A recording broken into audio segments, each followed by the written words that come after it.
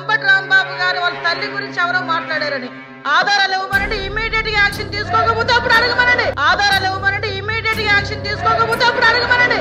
ఇవ్వనండి ఆధారాలు.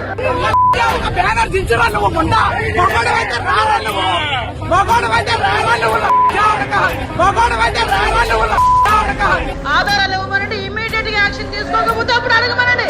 ఇవ్వనండి ఆధారాలు.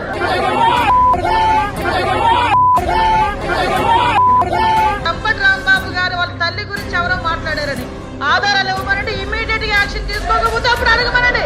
ఇవ్వనండి ఆధారాలు.